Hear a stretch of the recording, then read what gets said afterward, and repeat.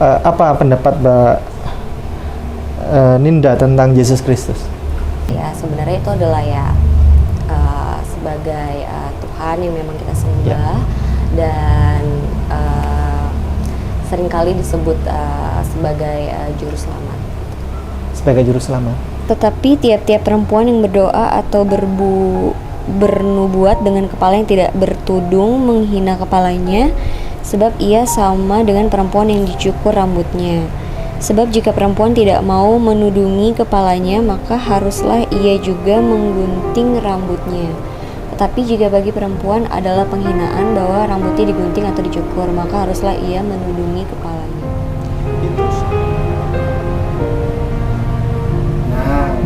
Kan cantik nih.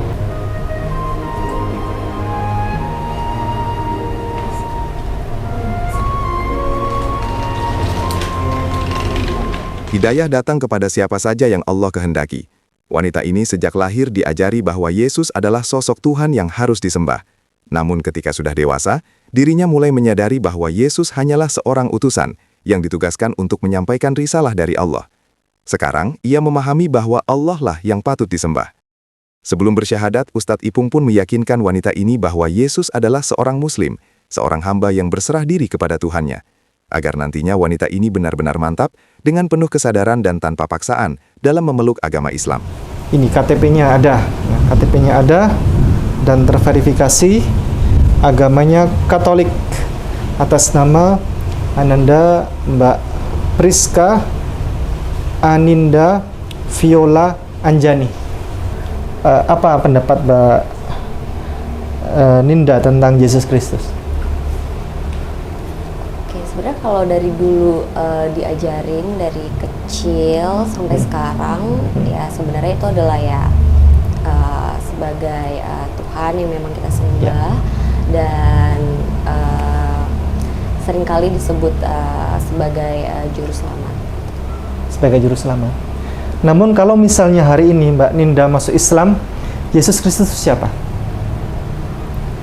Mungkin sama seperti yang tadi ibunya juga jelaskan, bahwa di Muslim sendiri juga menghargai itu sebagai nabi.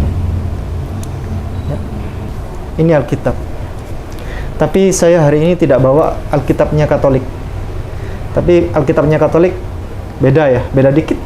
Beda sedikit, ada beberapa ayat tambahan ya kalau Katolik. Ini Alkitabnya Protestan, diterbitkan oleh Lembaga Alkitab Indonesia. Ini versi TB. Versi TB. Ini kami sudah meriset, sudah sejak lama, bertahun-tahun, sudah puluhan tahun. Para ilmuwan meriset, bukan hanya dari ilmuwan Islam, termasuk dari ilmuwan Kristen, sarjana-sarjana Kristen, udah meriset tentang ini.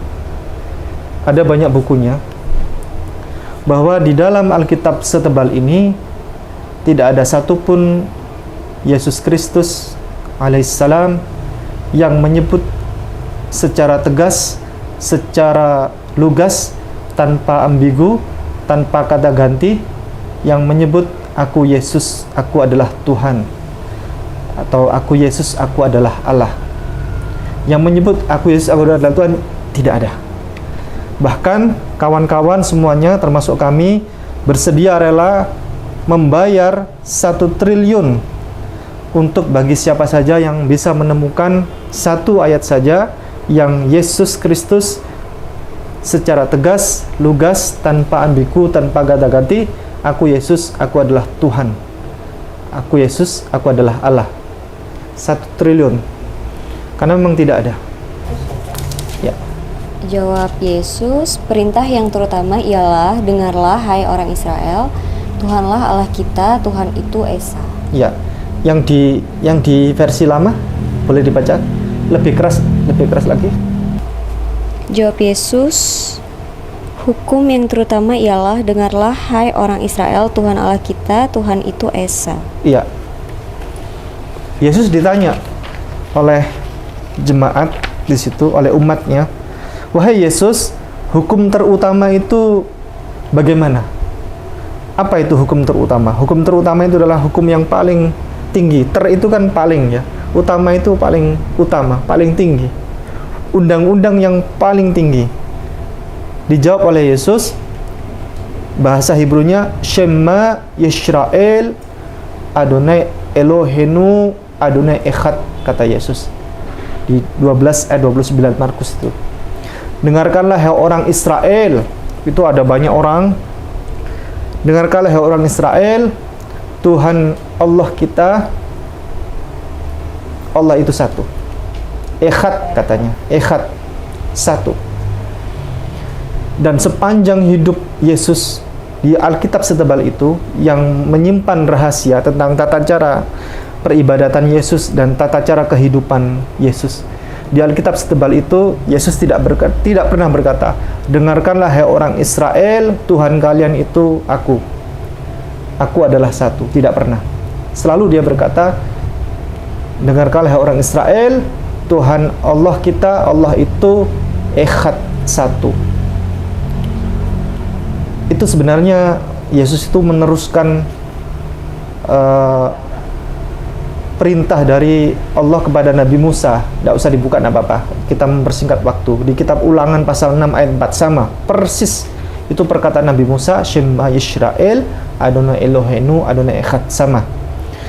Buka Yohanes pasal 17 ayat 3. Inilah Yohanes. hidup yang kekal, yaitu bahwa mereka mengenal Engkau, satu-satunya Allah yang benar, dan mengenal Yesus Kristus yang telah Engkau utus. Ya, kata Yesus, inilah hidup yang kekal itu.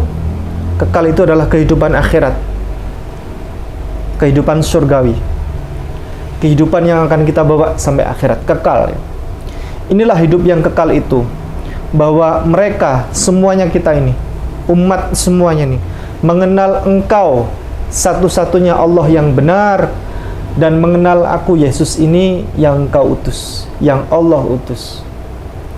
Itu berarti sama seperti asyhadu alla ilaha illallah wa asyhadu anna Isa ibnu Maryam Rasulullah. Saya bersaksi bahwa tidak ada Tuhan kecuali Allah, dan saya bersaksi bahwa Yesus Kristus adalah utusan Allah.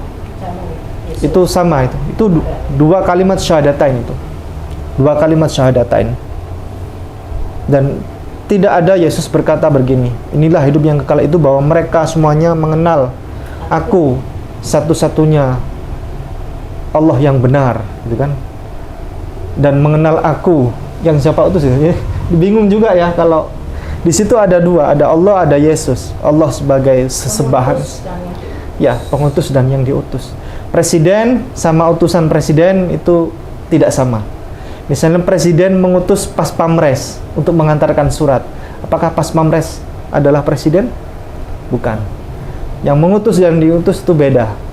Memang pas pamres bawa surat, dia bawa risalah itu, surat perintah dari presiden untuk diantarkan kepada menteri. Tapi dia bukan presiden, dia cuma bawa surat. Sama, Yesus itu sama, utusan dia utusan Allah, dia membawa risalah, tugasnya, risalah ketuhanan, risalah Allah untuk disampaikan kepada umat agar menyembah Allah. Begitu.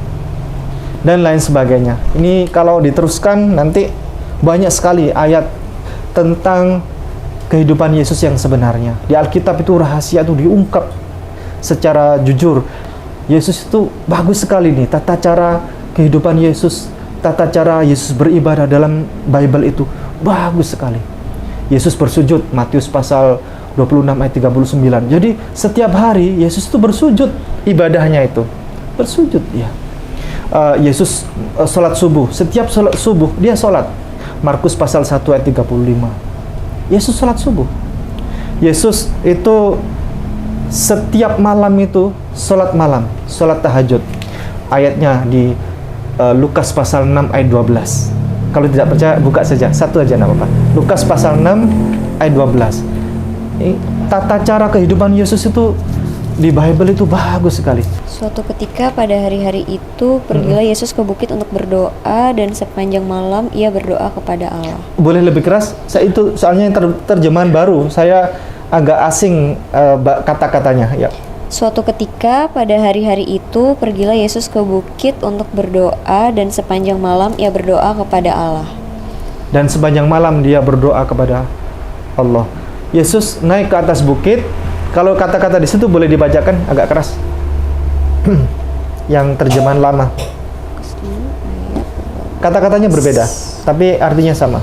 Pada waktu itu pergilah Yesus ke bukit untuk berdoa dan semalam-malaman ia berdoa kepada Allah. Semalam-malaman Yesus naik ke atas bukit, dan Yesus semalam-malaman dia berdoa kepada Allah. Berarti Yesus adalah Tuhan di situ? Tidak. Bukan. Dia berdoa kepada Tuhannya. Siapa Tuhannya?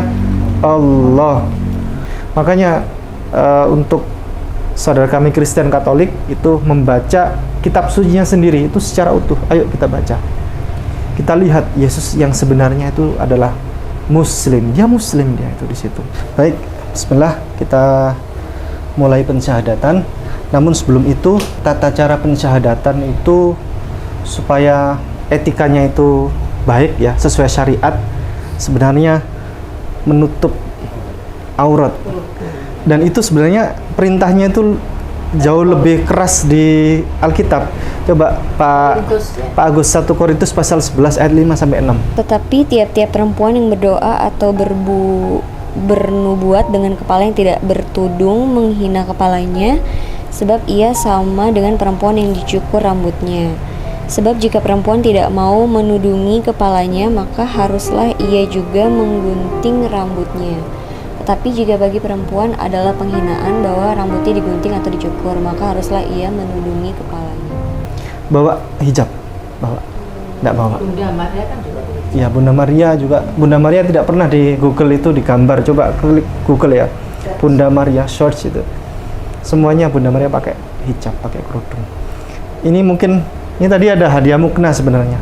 Tapi muknanya bisa dipakai untuk syahadat ya. Nah, insya Allah lebih cantik lah ini. Bismillah. Nah, Kan cantik nih. Ditarik ke belakang. Ditarik. bantu rapikan.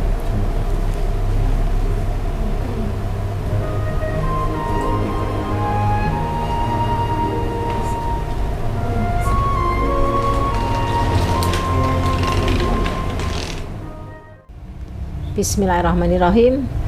Alhamdulillah di sore hari yang cerah ini ya, setelah hujan reda, seorang saudara kami, calon saudara kami ya, calon muslimah dari bernama Mbak Nindya dari Depok ya, akan bersyahadat.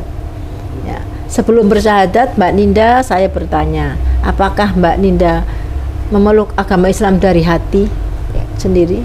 Ada yang memaksa?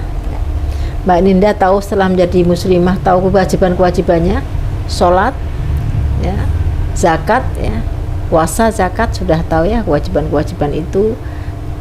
Mbak Ninda sudah tahu bahwa setelah menjadi muslimah harus lebih baik kepada orang tua, lebih taat kepada orang tua, ya, lebih menghormati orang tua sesuai dengan ajaran Islam. Kemudian setelah menjadi muslim, Mbak Ninda juga akan lebih istiqomah. Istiqomah itu dalam arti pelan-pelan menjalankan, mengamalkan ajaran Islam secara bertahap ya. Dan insya Allah semua dari hati nurani ya. Nah, bismillah, semoga akan lancar nanti setelah menjadi Islam. Kita mulai saja bersyahadat ya. Mbak Ninda ikuti saya ya.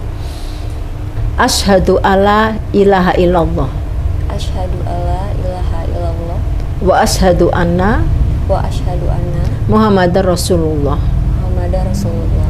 Aku bersaksi bahwa tidak ada Tuhan selain Allah.